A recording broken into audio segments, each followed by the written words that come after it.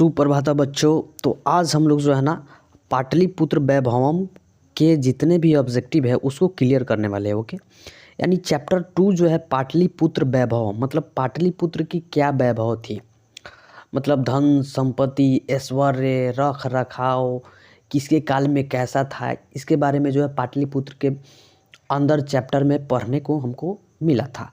तो उसके ऑब्जेक्टिव को जो है ना हम लोग आज क्लियर करेंगे, वीवीआई ऑब्जेक्टिव को। ओके, इम्पोर्टेंट ऑब्जेक्टिव जो आपके जो है ना बोर्ड एग्जाम में आने वाली है। तो बच्चों पहला जो क्वेश्चन हम लोग का कह रहा है, पहला क्वेश्चन क्या कह रहा है, 1 नंबर, तत्र तीर्थयात्रियन दर्शनार्थम अयान्ति प्रश्न निर्माण हेतु रेखांकित पद के स्थान पर क्या होगा। मतलब रेखांकित, देखो रेखांकित पद यही है, मतलब तीर्थयात्री नाम, इसके जो जगह है इसके जगह पे इस चारों में से कौन होगा।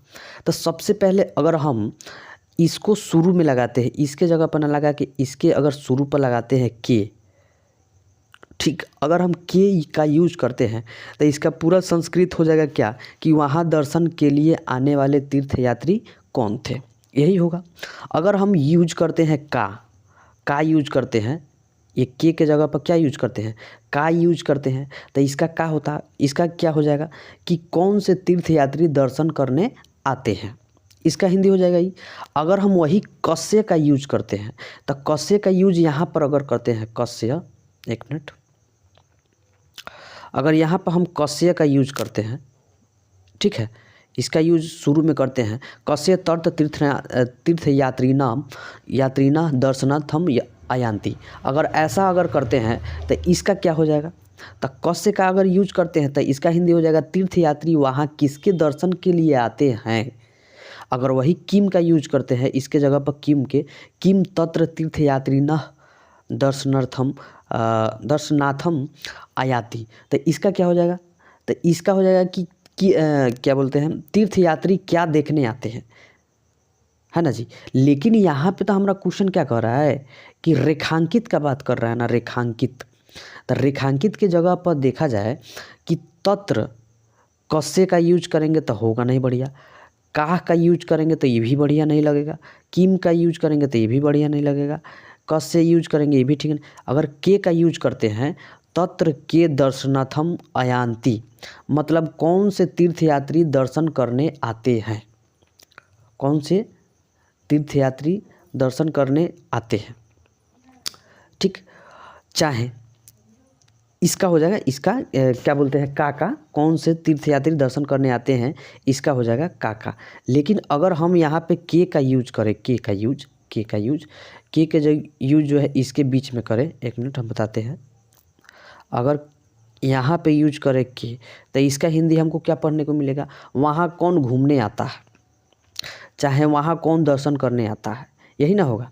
तो यहाँ पे सटीक अगर देखा जाए तो के जो है ना बढ़िया हैगा, ठीक, के जो है ना बहुत बढ़िया होगा, तो के पर मारिए, ठीक, 1 नंबर। ओके, चलो 3 नंबर देखते हैं। 3 नंबर क्वेश्चन क्या करा, किसके काल में पाटलिपुत्र की रक्षा व्यवस्था और शोभा उत्कृष्ट थी।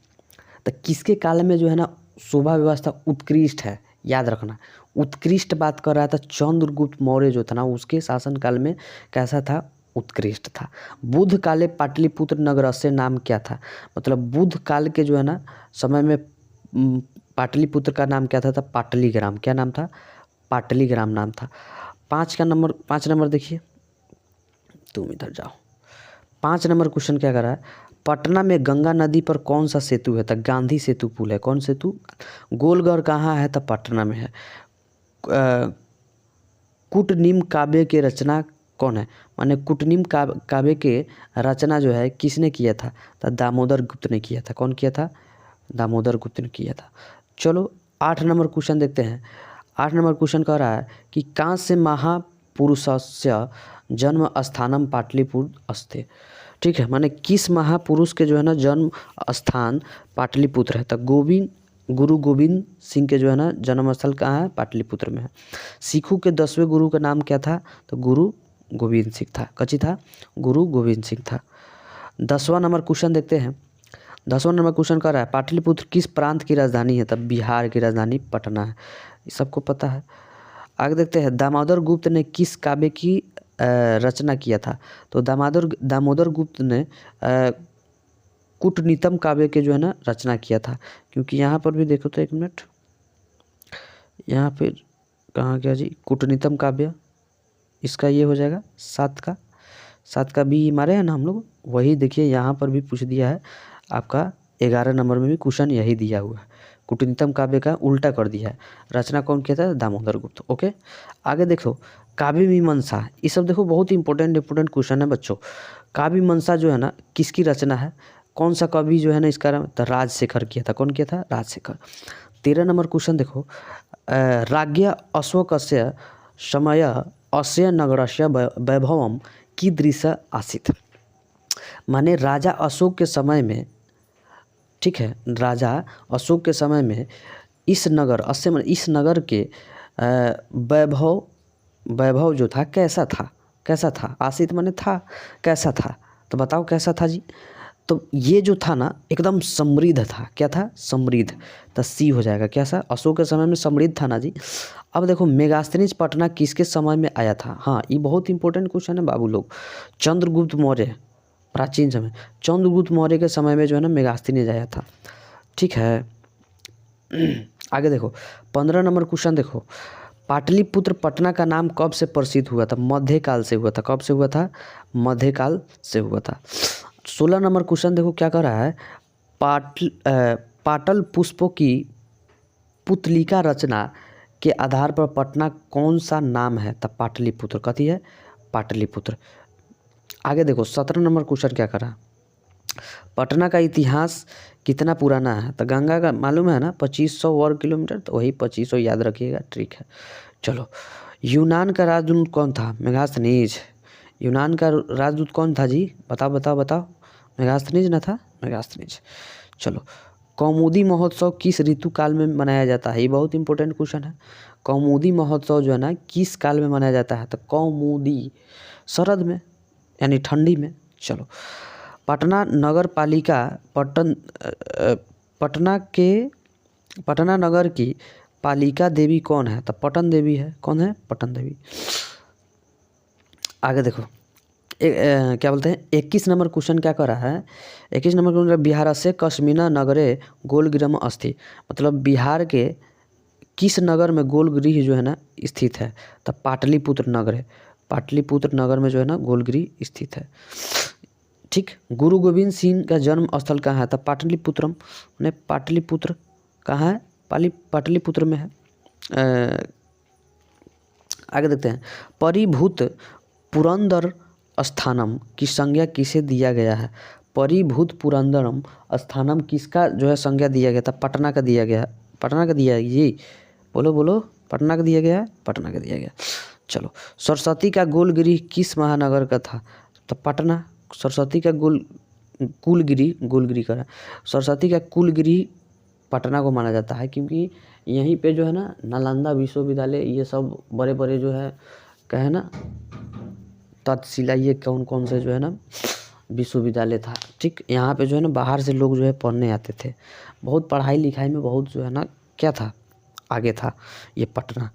चलो पटना में हमेशा युद्ध, आग और बाढ़ का भय रहेगा, किसने कहा था? ये भी इम्पोर्टेंट क्वेश्चन है। युद्ध, बाढ़ और आग याद रखना। युद्ध, बाढ़, आग और क्या बोलते हैं भय, इसका जो है ना डर हमेशा, भय जो है ना ये 4 गो का भय जो है ना हमेशा रहेगा। ये बात बुद्ध ने कहा था। कौन कहा था? भगवान बुद्ध ने कहा था। मतलब 4 गो चीज़ जो है ना का हमेशा भय रहेगा, क्योंकि कन्फर्म है युद्ध होना तय है। क्यों? क्योंकि बहुत लोग जो है कब्जा करेगा, क्योंकि ये जो हमारा पटना है बहुत आगे है, बहुत सुदृढ़ है, समृद्ध है। आग लगेगा, क्योंकि कन्फर्म है आग लगा भी था अथी में नालंदा में। बाढ़ इसलिए क्योंकि डुबाऊ क्षेत्र है। इस सब चीज़ का जो है ना हमेशा जो है भय रहेगा। ये कौन बात बोला था? भगवान बुद्ध ने बोला था। अब बात सही है।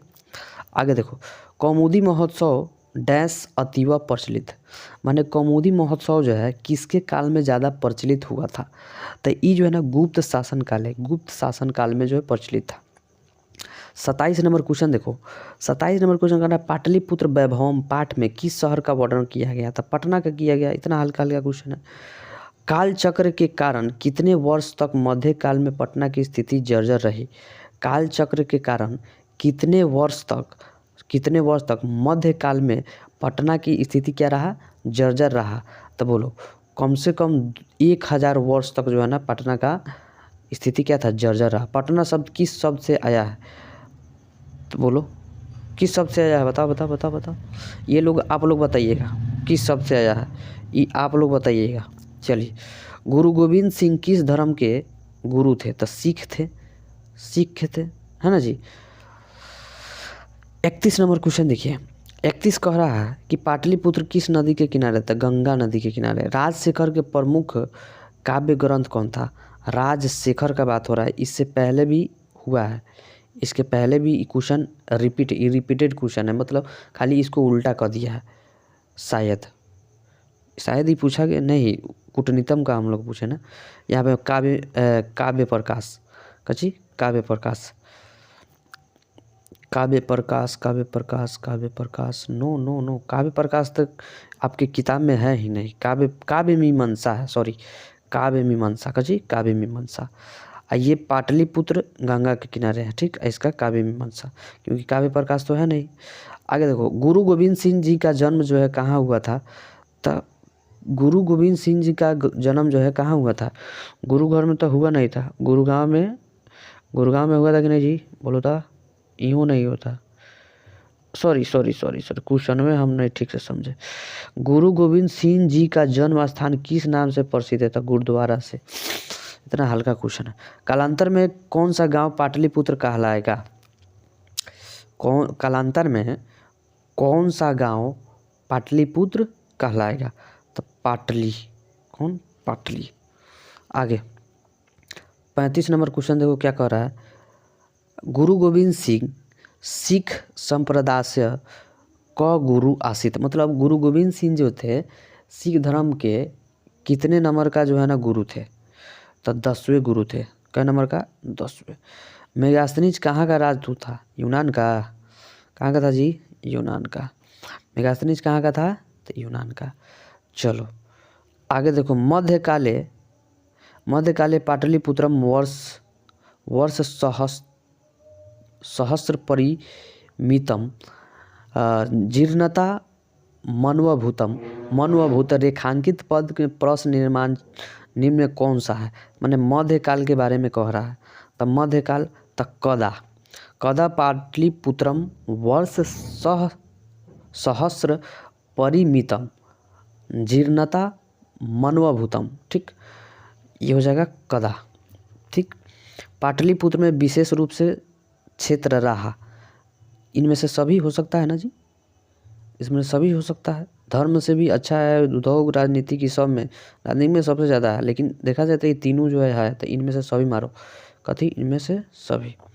आगे 39 नंबर क्वेश्चन, फहयान जो चीन से आया था, भारत किसके शासनकाल में आया था? गुप्त काल के शासन में आया था, ठीक, चंद्रगुप्त। अब देखो हेनसांग कब आया था? तो वो होती है खनी आया था, नहीं, वर्धन वंश के समय में आया था, है ना जी, वर्धन वंश बताया। हेनसांग कब आया था? बोलो हेनसांग कब आया था? तो वर्धन वंश के काल में आया था, ठीक। यह ग्राम महानगर होगा, अग्निदाह एवं बाढ़ से हमेशा घिरा रहेगा, ऐसा किसने कहा था? बुद्ध ने कहा था, भगवान बुद्ध ने। चलो 42 नंबर क्वेश्चन देखते हैं, किस काल में पाटलिपुत्र की शोभा व्यवस्था अत्यंत उत्कृष्ट होगा? तो मौर्य काल में। कथी सुदृढ़ रहता है? तो कथी अशोक के। उत्कृष्ट है तो कथी मौर्य काल में। 43 नंबर देखते हैं, पतंजलि महर्षि कृत है, माने महाभाष्य, कथी महाभाष्य। 44 देखो, नगर का समुद्वार कब हुआ? मुगल काल में। व्याकरण की रचयिता कौन है? अच्छा, ये तो आप लोग बताइएगा, कैसे बहुत जो है ये क्वेश्चन जो है ना शुरू में बताया जाता है, व्याकरण का रचयिता कौन है बताइए जल्दी फटाफट कमेंट में फटाफट जवाब दीजिए था जल्दी फटाफट। चलिए आगे देखिए पाटलिपुत्र में स्थित है क्या है?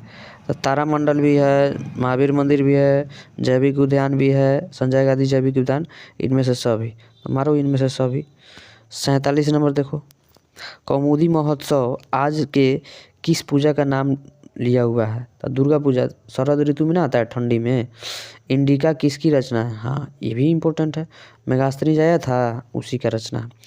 चलो अभी लंबा हो गया क्या? चलो 49 नंबर क्वेश्चन देखते हैं। मुद्रा राक्षस ग्रंथ में किस शहर का प्राचीनतम का संकेत है? तो पाटलिपुत्र। किसका है? पाटलिपुत्र। अरे तरीके जय रहो। आजा आजा आजा आजा आजा आजा आजा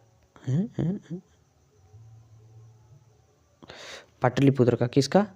पाटलिपुत्र का। ओके आगे देखो क्वेश्चन, आगे क्वेश्चन देखते हैं 51 नंबर क्वेश्चन, 51 या 52 सॉरी 50 नंबर क्वेश्चन देखते हैं। 50 नंबर क्वेश्चन क्या कह रहा है? विद्वानों ने पृथ्वी का तिलक किसे कहा है? तो पाटलिपुत्र को कहा है। 51 नंबर देखते हैं इंद्रलोक एवं स्वर्ग से भी सुंदर की उपमा किसको दिया गया है? तो पाटलिपुत्र को दिया गया है। हाई चेन्नई मुंबई ये सबको तो दिया नहीं गया है, पाटलिपुत्र को दिया गया है। चलिए मिलते हैं नेक्स्ट वीडियो में अगला चैप्टर को लेकर के, ठीक है। इसी तरह से जो है आप लोग मेहनत करते रहिए, आपको बोनस अंक प्राप्त मिलते रहेगा, ठीक। चलिए मिलते हैं। जय हिंद, धन्यवाद, वंदे मातरम।